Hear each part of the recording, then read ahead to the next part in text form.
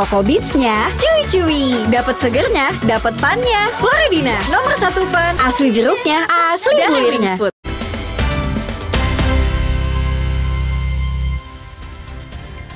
Saudara Kapolri Jenderal Listio Sigit Prabowo membentuk tim transformasi reformasi Polri sebagai bentuk komitmen Polri melakukan perbaikan institusi, meningkatkan transparansi dan memenuhi harapan masyarakat.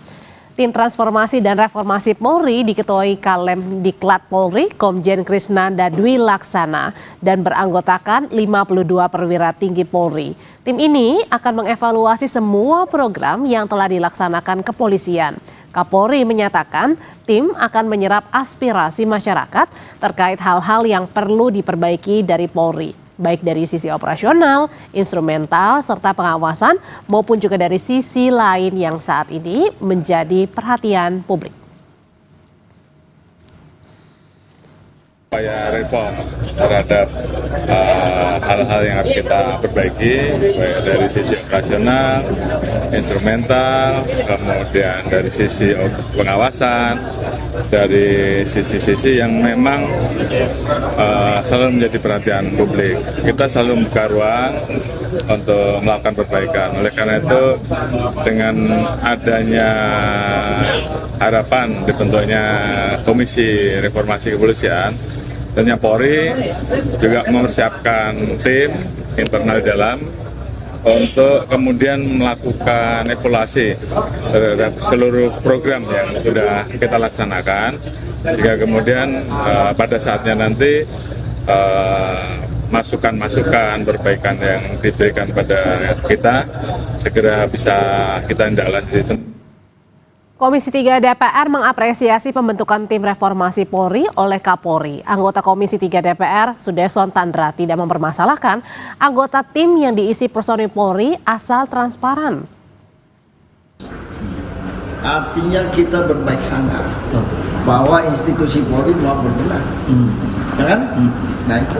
Sehingga kita berharap reformasi ini benar-benar dapat membawa institusi Polri ke step yang berikut.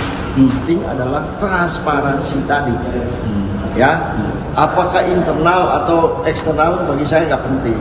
Yang penting transparansi. Ya, kami minta transparan. Transparansi itu dalam bentuk apa? Artinya segala kebijakannya transparan, tindakannya transparan, gaya hidupnya transparan, anggarannya transparan, kan selesai. Saudara Kapolri Jenderal Listio Sigit Prabowo membentuk tim reformasi Polri. Lalu untuk apa tim ini dibentuk? Bagaimana nanti jika Presiden juga membentuk Komisi Reformasi Polisi? Kita ulas bersama penasehat ahli Kapolri Irjen Purnawirawan Arianto Sutadi. Pak Arianto, selamat malam. Selamat malam, Pak. Dan ada juga Ketua PBHI Julius Ibrani. Bang Julius, selamat malam. Malam, Audrey. Saya mau nanya dulu ke Pak Arianto. Pak Arianto, ini pertanyaan pertama saya. Sebenarnya tim bentukan Pak Kapolri, transformasi dan reformasi Polri, ini sama nggak dengan bentukan tim yang nanti akan dibuat oleh pemerintah? Pasti beda. Oh, beda? Pasti beda. Okay. Karena gini, polisi kemarin kan dikasih disarankan apa mendapatkan kesan ya bahwa polisi itu masih kurang bagus. Ada 9 poin kemarin disampaikan. Padahal polisi itu ya sejak tahun 2002 itu sudah melakukan reformasi. Waktu itu pemisahan dari militer menjadi sipil itu maka butuh reformasi, artinya perubahan total waktu itu. Ya, mentalitas dari militeristik menjadi humanis, dari civilian, kemudian sewenang-wenang, arogan nggak boleh gitu dan sebagainya. Itulah dulu yang disasar reformasi polisi yang pertama kali tahun 2002. Di situ waktu itu polisi melakukan reformasi yang nomor 1 strukturnya dulu dirubah, kemudian instrumental dan kultural. Selama 22 tahun ini sudah berjalan, tetapi rupanya yang berjalan dengan baik ya, struktural dan instrumental. Tetapi kulturalnya dianggap istilahnya jalan di tempat lah. Karena apa? Karena dari aspek kultur terlihat bahwa perilaku polisi itu masih belum memenuhi harapan masyarakat. Contohnya, masyarakat kan menghadapi polisi yang humanis, tapi sekarang masih banyak polisi yang bertindak keras misalnya gitu. Polisi yang menghargai HAM mestinya, tapi dalam demonstrasi kemarin kok eksesif sehingga melanggar HAM dan sebagainya. Oke, dan kalau kurang sekarang lebih kayak gitu ya. sekarang ini kesan polisi kayak gitu yang di lapangan, apalagi kemarin dengan adanya demo gitu, kemudian ada korban, akhirnya ada 9 tuntutan itu ya. Oke, tapi kalau sekarang kan tadinya Pak Arianto bilang beda dengan yang akan dibentuk oleh pemerintah. Kenapa nih? Kenapa tidak disatukan aja? Gini, enggak tuh. Akhirnya kan kemarin ada usul ya, ini polisi karena begitu bikin bentuk komisi dong kan gitu kan. Oke. Nah, ketika ada gitu, kita di dalam ini, saya sendiri sebagai penasihatnya menyarankan Pak, tidak usah menunggu ada komisi apa tidak. Bapak di dalam ini harus melakukan pembenahan yang crash program istilah saya. Ya. Dalam waktu 1 tahun itu kan kemarin ada tuntutan yang ditunggu sampai 1 tahun, ada yang 1788-nya untuk 1 tahun. Dalam ya? 1 tahun ini robah Pak itu yang dianggap itu tadi kurang baik itu udah bisa Pak saya bilang itu. Karena apa? Merubah itu kultur ini itu adalah merubah orang yang terdepan. Yang terdepan ya, orang terdepannya apa? Contoh paling mudah aja perilaku hedonis. Kan itu kan gampang di berantasnya. Asalkan ada orang gitu langsung ditindak, dipecat, pasti otomatis nggak ada. 1, 2 gitu. Oke. Contoh ya, terus perilaku arogan. Arogan itu harusnya dikendalikan oleh atasannya. Selama ini atasannya kan tidak ikut mengendalikan bawahan. Nah, dirubah, harus atasan itu betul-betul kalau ada bawahan salah, atasannya juga harus menanggung. Contohnya kayak gitu. Dari apa? Komisi, bukan komisi, panitia yang dibikin itu ya oleh polisi Kapolri itu merubah yang selama ini yang kurang-kurang baik itu diperbaiki dengan cepat. Nah, nggak usah nunggu ada komisi apa tidak. Nanti kalau komisi itu dibentuk, kita ikut-ikut Pak ini yang sudah kita kerjakan, tinggal teruskan kan gitu. Jadi gitu. Jadi nggak perlu nunggu lagi nanti kita langsung go itu. Tim atau komite yang nanti akan dibentuk oleh pemerintah sendiri, Bang Julius. Tapi kalau Anda melihat sendiri sebenarnya ini tandingan atau kayak gimana nih nanti?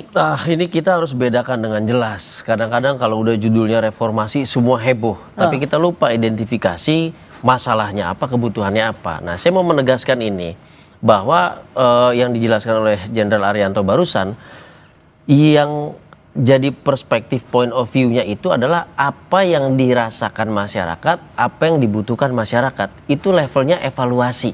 Berarti evaluasi kinerja, evaluasi performa, apakah itu pelayanan publik, penindakan di lapangan, pendekatan terhadap massa demonstrasi dan segala macam. Itu levelnya evaluasi dan saya sangat setuju. Harus diambil sikap cepat dan tepat di internal kepolisian. Karena levelnya itu adalah evaluasi kinerja dan performa. Tapi kalau kita bicara reformasi, ini berarti dimensinya lain. Dimensinya di situ ada instrumental pertama, yaitu kita bicara Undang-Undang Dasar pasal 30, kita bicara Undang-Undang Polri nomor 2 tahun 2002 dan tahun 2002 dan turunannya. Kita bicara struktur kepemimpinan, struktur kantor Mabes Polri, Polda dan struktur ke bawah. Itu bicara tentang proses legislasi antara presiden dan juga dengan DPR RI. Itu nggak bisa di tim reformasi, komisi, segala macam. Kebanyakan komisi. Jangan-jangan ini buat nyari komisi juga. Jangan sampai begitulah.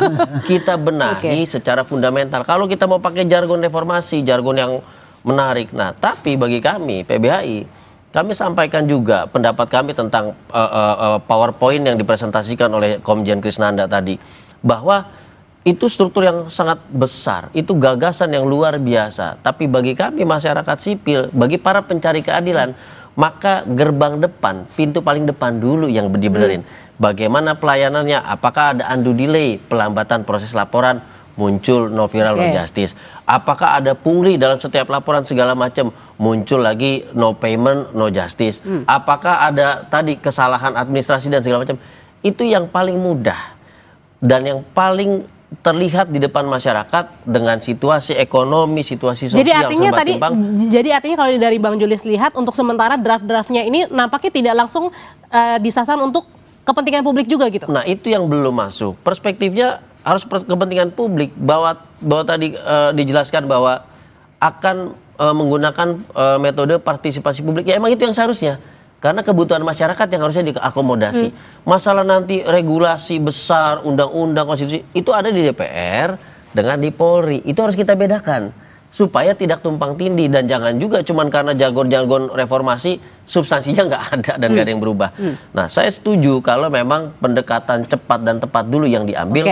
Sambil kita benahi secara keseluruhan, sistemik dan struktural di proses legislasi. Tapi ingat, Bukan di komisi-komisi yang kemudian bisa nggak dia mengubah undang-undang, nggak akan bisa. Ini akan jadi politis nanti. Oke, nah ini kan pembentukan tim transformasi baru dibentuk. Kalau tidak salah 1 hari setelah Menko Yusri juga bilang pemerintah akan membuat begitu. Nah, tapi pertanyaannya kenapa baru dibuat sekarang 1 hari setelah pemerintah juga akan membuat tim ini, Pak Arianto? Ya itu prosesnya udah sebulan yang lalu persiapan untuk buat. Berarti atau bukan karena kemarin kejadian pada saat akhir Agustus? Itu sejak ada tuntutan 17+8 itu, ya ada ya 17/8 itu, karena diantaranya adalah reformasi Polri. Dan kemudian ada 9 tuntutan yang kelemahan ini saya catetin ini. Oke. Akuntabilitas, HAM dan sebagainya. Ini yang harus diperbaiki. Kenapa? Itulah yang disorot oleh masyarakat kan gitu. Nah, itu letaknya di mana? Ini semua itu letaknya ada yang terdepan. Berarti artinya ini tidak ada terkait dengan akhir Agustus yang pada saat demo besar-besaran begitu transformasi ini. Nanti ya Pak Arianto ya akan dijawab, usai jeda, tetap bersama kami.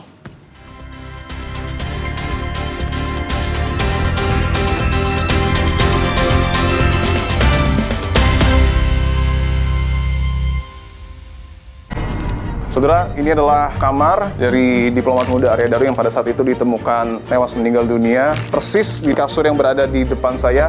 Apakah mungkin orang keluar dari jendela? Saya akan coba, saudara. Apakah sulit atau tidak? Saya akan coba gambarkan, saudara. Posisinya seperti ini Arya Daru, Mas. Dibo Investigasi, Senin 22 September pukul 8:30 malam di Kompas TV. Sesaat lagi, Anda akan menyaksikan Kompas Update, didukung oleh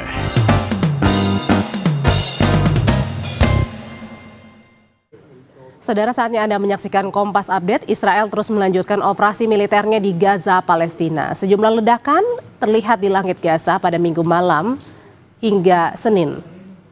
Operasi militer Israel semakin memperparah konflik yang terjadi di Timur Tengah. Militer Israel terus meminta warga Palestina meninggalkan Gaza sebelum serangan kembali diluncurkan.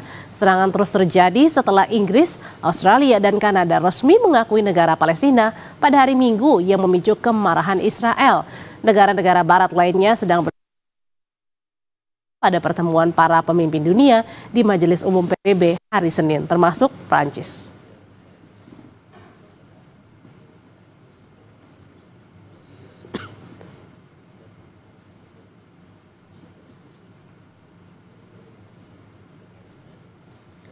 Demikian Kompas Update untuk saat ini. Sampai Indonesia Malam, kami lanjutkan kembali. Terima kasih Anda telah menyaksikan Kompas Update, didukung oleh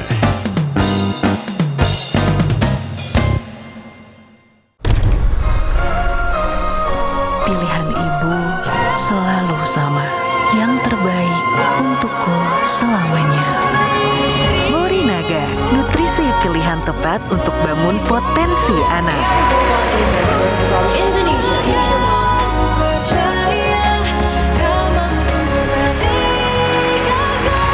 Morinaga, your choice, their future.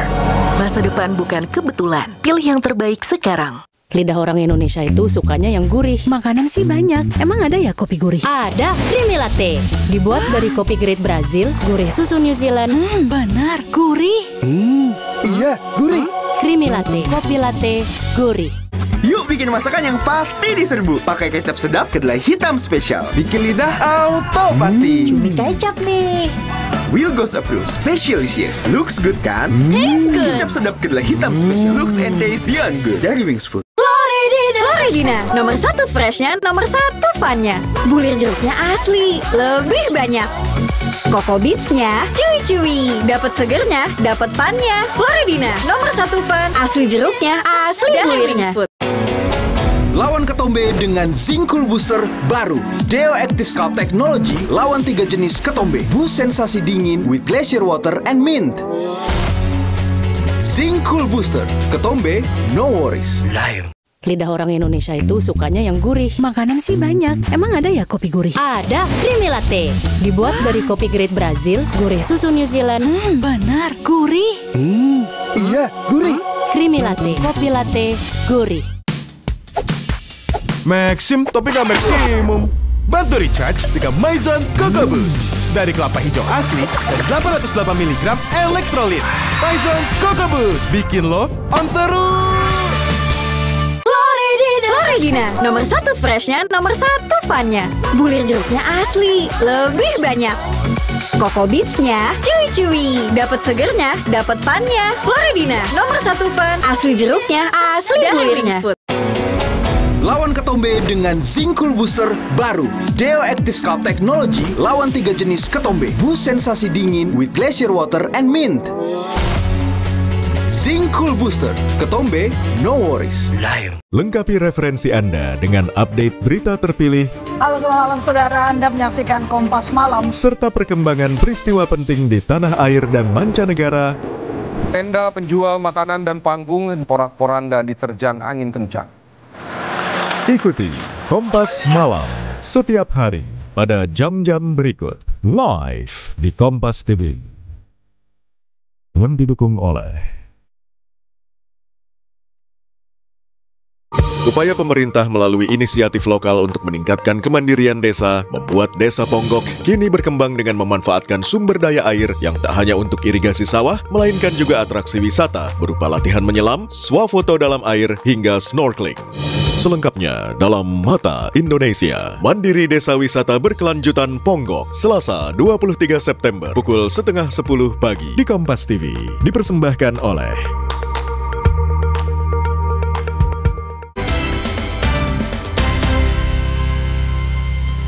Ke pertanyaan saya sebelumnya Pak Arianto, jadi tim transformasi reformasi Polri ini bukan karena kemarin pada saat kerusuhan di akhir Agustus lalu evaluasi. Ya, jadi gini, ketika habis prahara itu ya, kemudian kan polisi dianggap polisi kok masih nggak mereformasi sih, katanya gitu kan. Buktinya ada banyak korban meninggal karena ini kan dicap polisi yang bertindak brutal kan gitu. Oke, nggak apa-apa, silakan aja. Tapi kemudian selama ini memang polisi yang masih penampilannya hedonis masih banyak, yang arogan masih banyak itu kan. Nah ini jadi adanya huru-hara kemarin itu kita pakai ini momen untuk perbaiki polisi dalam waktu singkat apa yang dituntut oleh masyarakat itu. Makanya itu belum ada kabar-kabar ada komisi itu, kita udah bilang ya, udah bikin crash program 1 tahun ini, berubah total di lapangan.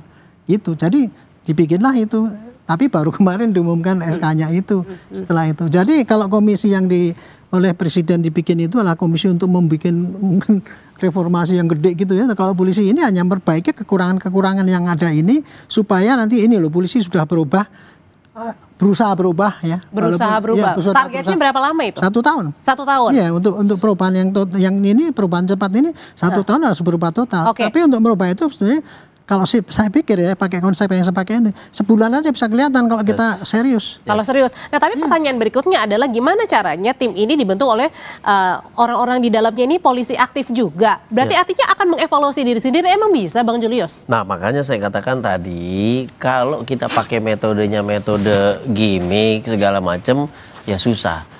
Polisi ini masih punya jenjang komando dengan pimpinan sampai ke bawahan. Dulu malah kita punya waskat. Kalau bawahan kita melakukan pelanggaran, atasannya juga kena evaluasi, kena sanksi. Nah, bisakah diterapkan saat ini? Harusnya bisa. Jakarta sebelum-sebelumnya kita nggak pernah lihat ada tindakan represi demo loh 1 tahun lebih.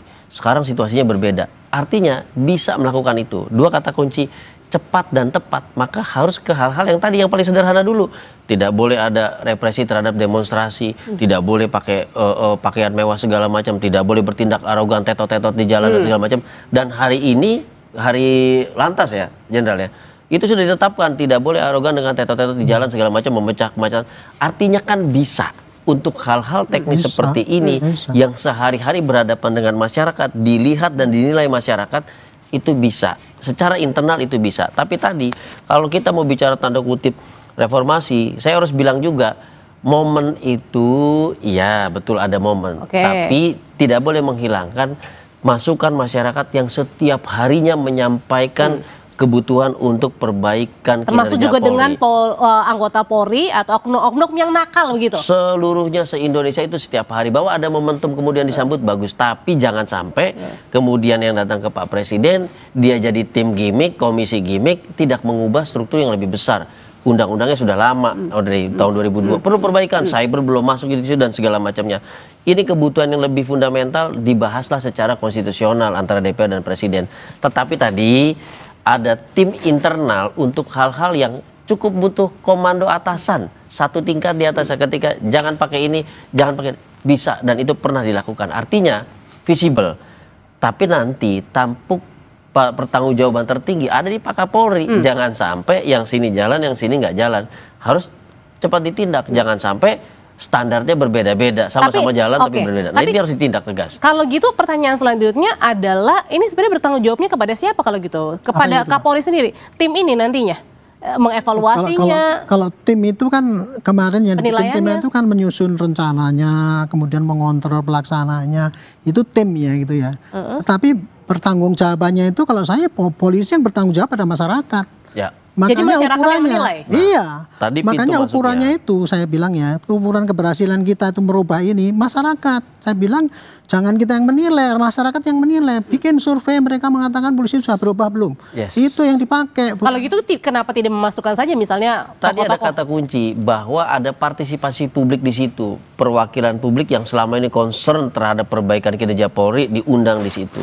Lalu ada Kompolnas sebagai kanal-kanal pengaduan dugaan pelanggaran etika dan profesionalisme, itu juga dimasukin. Jadi matanya mata publik, perspektifnya atau point of view publik sebagai user loh, sebagai pencari keadilan yang menilai Polri. Nah, itu yang saya katakan, oke, strukturnya di internal Polri, tapi kacamatanya, perspektifnya tidak boleh internal. Kacamatanya kacamata publik, karena kepentingan publik yang harus diakomodasi, kebutuhan publik yang harus diakomodasi. Maka tadi yang menyatakan pertanggungjawabannya ini kepada siapa? Bukan kepada Kapolri. Pertanggungjawaban programnya di Kapolri, tapi Kapolri bertanggung jawab kepada publik, menjelaskan kepada publik mana nih yang sudah jalan dan mana yang belum, kenapa belum berjalan. Dia harus sampaikan kepada publik secara terbuka supaya tadi nggak ada lagi ketimpangan, yang di sini oke, yang di sana bermasalah. Nah, ini yang kita kejar. Nah, tapi kalau gitu pertanyaan selanjutnya adalah oke, tadi perbaikan di dalam internal Polri sendiri begitu. Tapi bagaimana juga dengan polisi-polisi yang nakal misalnya, atau mungkin yang pada saat kerusuhan terakhir itu mungkin juga kan diminta untuk diinvestigasi juga kan, misalnya ada perbuatan-perbuatan yang mungkin saja mencoreng begitu. Itu gimana? Itu Mas. Ini saya mungkin saya bisa jelaskan Mbak ya. Gini, Bapak polisi yang nakal, program yang cepat ini ya ada 7 itu. 1, hapus hedonis. Artinya apa? Perilaku yang di lapangan langsung bisa dikoreksi, Pak. Gampang sekali itu. Yang kedua, perilaku arogan nggak boleh, menjadi humanis. Yang ketiga, supaya nggak lupa dulu, was lekat, pengawasan lekat itu atasan bawah itu. Kayak yang dulunya melempem, sekarang kalau ada atasan dengan bawahnya kolusi, dua-duanya copot. Contoh gitu. Keempat, whistleblower. Kita menghimbau masyarakat beranilah meniupkan kesalahan-kesalahan di lapangan itu. Kelima, pelayanan yang bebas koruptif. Yang keenam, kecepatan reaksi, mau telepon maupun reaksi cepat kalau kita datang. Itu yang terakhir ada 911 itu dihidupkan. Jadi itu ya, 7 program itu menjamin bahwa anak gua yang nakal pasti ditindak. Tapi pertanyaannya juga sekarang ini kalau misalnya publik juga memviralkan, artinya belum viral pun juga belum tentu ada justice begitu kan? Saya lupa 1 SPK. Jadi yang no viral no justice itu diantisipasi dengan program optimalisasi SPK. SPK itu apa? Memudahkan laporan, kemudian setiap komplain harus ditanggung, harus ditindaklanjuti. Orang yang menelantarkan LP langsung copot. Itu kayak gitu bunyinya. Aturannya itu. Jadi itu apa bisa berani seperti itu? Bukan berani, kalau diperintah dari atasan kan harus ada. Makanya nih perintah ini gini ya. Ada anggota nanti lapangan yang nakal itu, Kapolsek harus nyopot. Karena Kapolsek harus mempunyai fakta integritas bahwa saya menjamin di lingkungan saya tidak ada loket yang pungli. Kayak gitu sistem Jadi ini sistem penilaiannya adalah penilaian oleh masyarakat, dan kita ciptakan sistem penilaian itu bisa berjalan. Itulah yang kita bikin keres program ini gitu. Artinya di sini adalah pengawasannya di masyarakat sendiri. Balik lagi kepada ketika misalnya ada yang nakal, mereka kemudian mengupload dan diketahui harus ditindak langsung. Itu yang saya katakan, penilaian itu tidak boleh di internal. Penindakan dan strukturnya memang harus di internal, tapi penilaian di masyarakat. Pencari keadilan tahu kapan dia telah mendapatkan keadilan atau tidak, nggak akan meminta lebih dia. Pencari keadilan akan tenang, tidak teriak-teriak, tidak viral sana sini ketika ada komunikasi penjelasan yang jelas. Ini sudah on proses tapi terhambat ini tuh. Kalau komunikasi ini berjalan, maka nggak akan ada tuh viral-viralan. Dan ketika masyarakat tahu hambatan polisi apa, pasti masyarakat memaklumi. Yang selama ini terjadi, betul tadi yang Jenderal bilang, terjadi penelantaran laporan yang kita sebut undue delay. Tidak ada penjelasan tanpa ada surat menyurat. Nah, ini yang bermasalah. Padahal itu tanggung jawab administrasi sebagaimana peraturan di internal Polri. Itu yang pertama. Yang kedua adalah, saya katakan, ini kenapa penting masyarakat duduk di antara para polisi ini untuk tim evaluasi internal. Kenapa? Karena kepala dia yang bisa menilai di mata masyarakat ini sudah beres atau belum. Karena standarnya berbeda, perspektifnya berbeda. Ketika masyarakat bilang oke kok selesai. Dalam beberapa kasus kita mikir panjang kali lebar, misalnya laka lantas dan segala macam. Wah, ini harus dipenjara nih, harus enggak. Ternyata pencari keadilan bilang cukup kerohiman saja, kekeluargaan kami kan selesai. Artinya apa? Kita nggak bisa pakai perspektif kita. Pencari keadilan langsung yang menilai, yang menyampaikan kepada Polri. Tapi yang harus kita pastikan kanalnya itu ada. Nah, karena kanalnya ini nggak berjalan, akhirnya putus komunikasi. Lalu terjadi protes sana sini dan viral sana sini. Nah, ini harus dipastikan kepada kepolisian. Dan terakhir, kita punya struktur kok tentang tadi kalau ada pelanggaran seperti peristiwa kemarin. Pertanyaannya ketika pemeriksaan yang di lapangan dilibatkan nggak saksi-saksi segala macam dari masyarakat, bukan perspektif dari si pelaku saja. Situasi seperti apa masyarakat yang tahu. Jadi pertimbangan misalnya kayak Kanjuruhan dan segala macam. Yang hilang itu ada perspektif korban, perspektif pencari keadilan. Proses sudah selesai tapi pencari keadilan belum adil. Nggak akan bilang ini belum adil, Pak. Kenapa?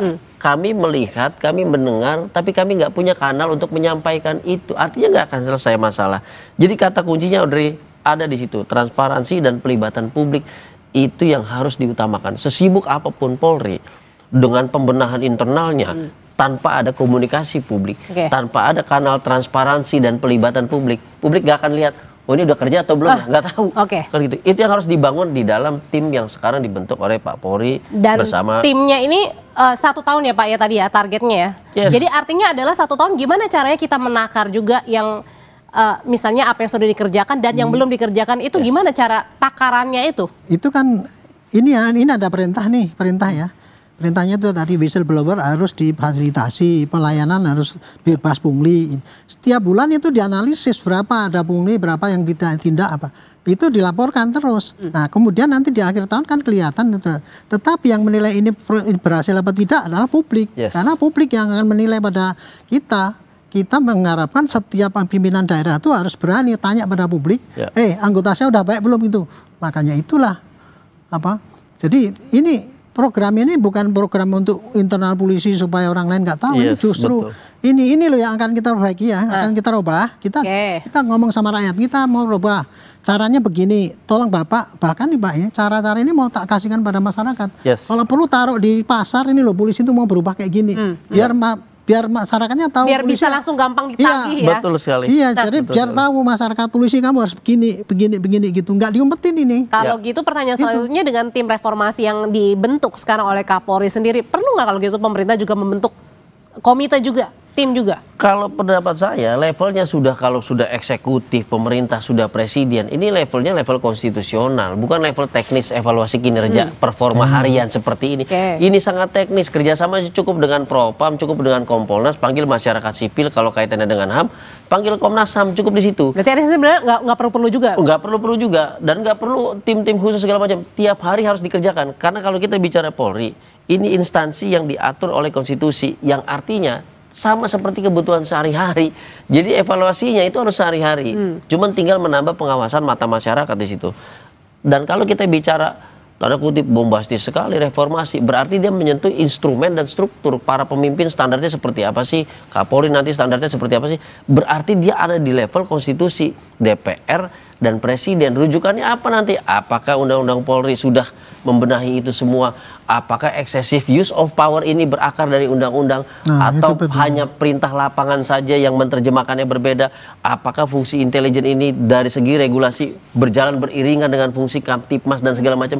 Itu baru levelnya level konstitusional presiden. Presiden tidak boleh membentuk komite-komite khusus, komisi-komisi khusus. Jangan, dia nggak di level teknis, dia di level konstitusional antara eksekutif dan legislatif membentuk instrumen yang harus diperbaiki. Memang dari tahun 2002 sekarang sudah 2025, banyak hal yang perlu diperbaiki, dikaji ulang, dimasukin yang mana yang perlu dikurangin dan segala macamnya, dan itu belum ada gitu. Teknis biarkan teknis internal berjalan, tapi kita bicara tentang total perbaikan maka tetap berjalan juga konstitusional, dan itu harus berjalan dong. Setiap tahun dia harus berjalan di level konstitusional, begitu Audrey. Kalau gitu artinya adalah tetap masing-masing berjalan saja begitu, dan nanti adalah masyarakat yang menilainya sendiri.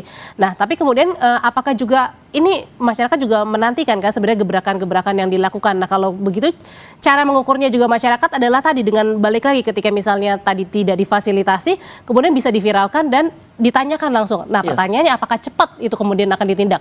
Nah, ini yang harus dibumikan. Makanya saya katakan membuat program dengan kata kunci cepat dan tepat itu harus seteknis mungkin, nggak boleh ngambang, karena nanti barada-barada di bawah, tim teknis di bawah, petugas di bawah itu susah mengartikan lapangannya seperti apa, kan begitu. Jadi level teknis ini harus benar-benar perintahnya teknis, tidak boleh ini, tidak boleh ini. Kalau indikatornya sederhana, Andre, soal layanan yang misalnya terbengkalai atau ditelantarkan, sepanjang masih berisik di media sosial protes sana sini, wah no viral no justice, berarti dia belum jalan. Itu aja. Dan kita bisa bedain kok yang mana yang memang mesin bot, yang mana yang buzzer buat nyerang segala macam, kita bisa bedakan. Yang mana yang memang pencari keadilan, yang betul-betul korban, itu bisa kita lihat. Jadi saya katakan berkali-kali, kalau udah level presiden ngurusin begini, ada berapa ribu laporan, ada berapa ribu penundaan segala macam, masa setiap hari presiden ngurus yang ini? Kan nggak mungkin. Dia nanti bahas sistem, struktur dan instrumen bersama dengan DPR. Teknis serahkan ke internal, masyarakat ada di situ melihat dan menilai gitu. Dan mengawasi termasuk ya? Sudah pasti harus. Baik, terima kasih Pak Arianto, Bang Julius, terima kasih, selamat malam. Saudara, usai jeda kami kembali dengan informasi dari ribuan warga Gaza mengungsi ke selatan seiring dengan serangan Israel di udara dan di darat meningkat.